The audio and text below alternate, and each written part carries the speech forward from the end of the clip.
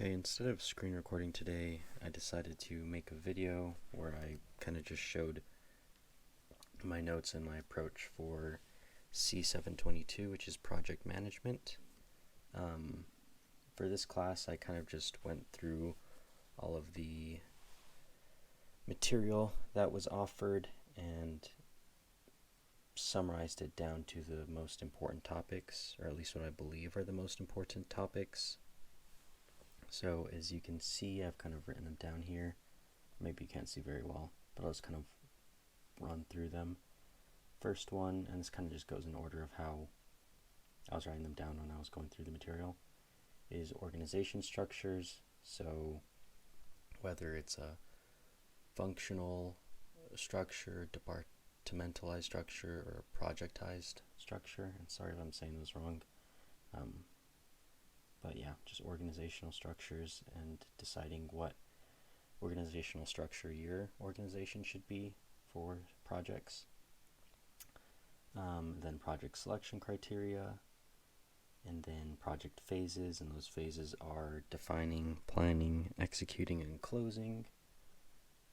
And then the 5 project process groups, which are initiating, planning, executing, monitoring, and controlling, and then closing.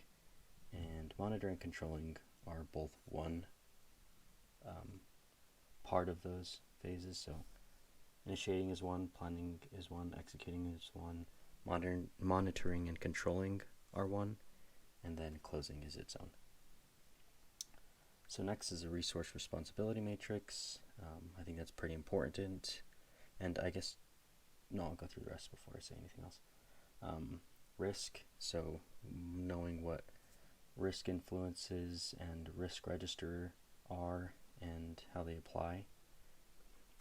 And then project cost estimation, so there are 2 kind of ways to estimate project costs, which is like top-down, which is SME estimates, and SME is subject matter expert estimates. So this isn't, the top-down is going to be the most accurate. Bottom-up is typically going to be the most accurate because you're getting actual estimates from the resources in the project as far as cost goes. So bottom-up will typically be more accurate. And then you're going to want to know single point, triangular, and beta distribution. Those are pretty important, and those will be on the test, I bet. Then we have network diagrams and Gantt charts. Those are important to understand what you're looking at. Like, if a chart is shown to you, you should probably know that it's a Gantt chart if it's a Gantt chart. Then you have QM and change management. So that's quality management and change management. It's important to know those 2 in relation to projects. And then the last things here, earned value management. So what earned value is, what planned value is, what actual cost is, and what budget at completion is. And these individual points here will be put into formulas that you'll have to remember for the test. I'm assuming, I guess. I haven't taken the PA or the OA, so this, like I said, is just what I gathered from the first pass of the textbook and how I'm choosing to structure my deeper dives in studying. So I'm sure there are probably other important things here, but these are just kind of a broad overview of the topics that I'm going to be studying more and trying to get more information on.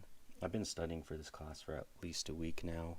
I haven't uploaded a video in a little while because I've been busy with work, so this last week I didn't get a lot of studying in. However, I've been still doing a little bit of reading, but this next week I'm hoping to deep dive into these, study, and get some good practice in. I want to take the performance assessment this week, and then if I do well, the objective assessment. This class is by far the hardest for me so far. There's a lot of information here, and all good information, but a lot of information in comparison to the classes that I've taken in the past month. So looking forward to it. Hopefully this is kind of helpful, and like I said, I don't know that any of this is going to be on the test, but I mean, you can kind of assume that it will be given that it's in the book. But this is just what I see as most important and how I'm choosing to structure my study. So, I would like to dive deeper into the classes that I've taken and sort of help out more, but also I'm still trying to get through my 6 months, so maybe at the end of my 6 months I can do a deeper dive into each of the classes, because I've been taking notes and stuff, and then maybe try and help people out. So if you have questions, feel free to put them in the comments of the videos that I've been making, and I'll try to address them as I can. But like I said, since I'm also on a 6-month timeline, I can't really dedicate a lot of time to trying to teach when I'm also trying to get through the classes on my own as well. But like I said, at the end of the 6 months, I'd like to help as much as possible. So yeah, hopefully this is better than watching a screen recording, but also my lighting isn't very good and my camera isn't very good as well. So yeah, sorry for that rambling, but if you have any questions, feel free to write them in the comments, and like I said, I'll try to get to them.